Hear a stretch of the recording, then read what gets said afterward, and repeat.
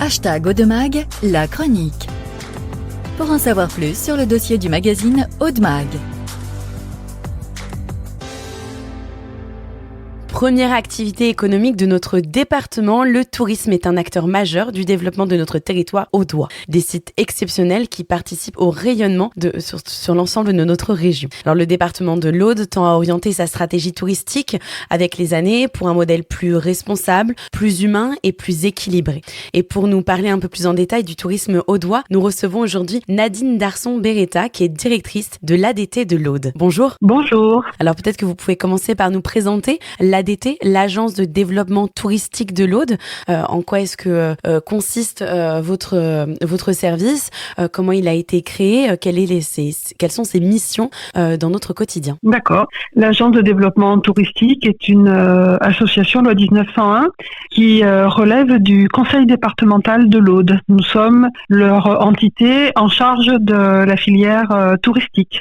Nous sommes une équipe d'une vingtaine de personnes et on est basé à l'hôtel du département à Carcassonne. Donc le département nous confie une partie de sa stratégie pour aller, comme vous l'avez dit en intro, vers un tourisme qui soit plus responsable, plus respectueux des équilibres habitants-touristes et aussi de la nature.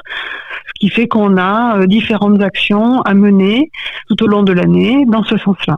Par exemple, donc on mène tout un volet d'actions pour accompagner les acteurs du tourisme et les collectivités à mieux organiser leur offre, à qualifier ce qu'on propose à nos visiteurs.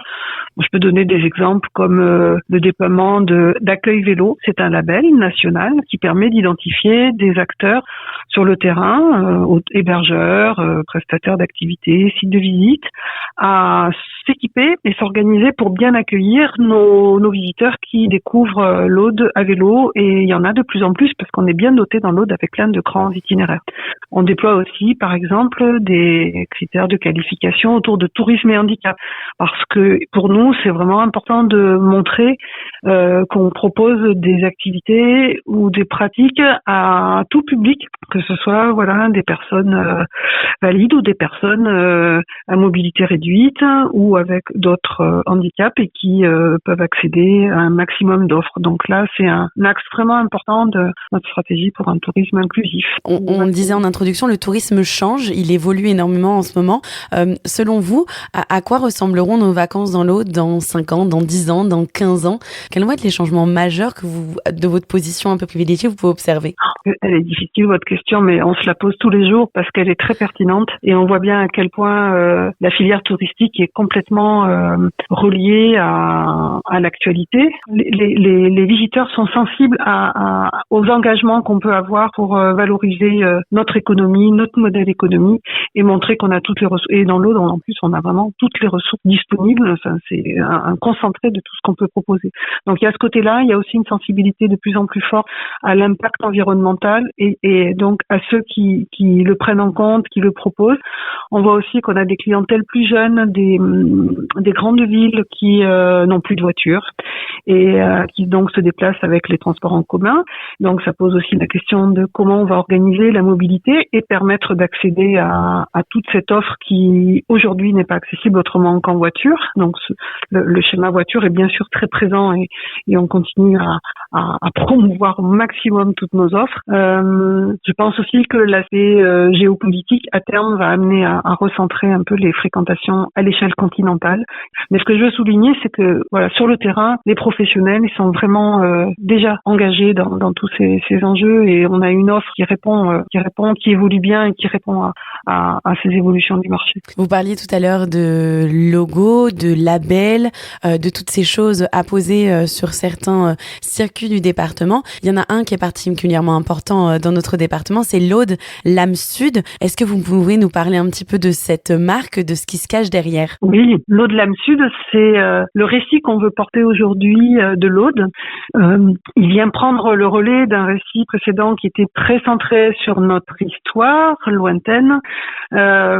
Et quand on a retravaillé avec le département sur la feuille de route, cette question-là a été posée et notamment quand on a fait des focus group avec des jeunes, avec des personnes qui nous ont dit on a besoin d'un récit qui soit plus contemporain, plus vitaminé, plus en phase avec toutes les facettes du diamant Aude, et Dieu sait s'il y en a. Et ce qui est ressorti fortement, c'est ce côté de valeurs très attachées à la préservation de l'Aude, à la transmission aux générations futures, au paysage. Vraiment, la question des paysages, de la nature, de la biodiversité sont ressortis comme des éléments très très forts aussi, aux côtés bien sûr du patrimoine. Et c'est pour ça qu'on a proposé de partir sur une nouvelle marque, l'âme Sud, qui vient traduire cet attachement profond des Audois à leur patrimoine au sens large, naturel, culturel, historique, gastronomique, et le Sud pour rappeler que le Sud, le vrai Sud, c'est nous. Voilà.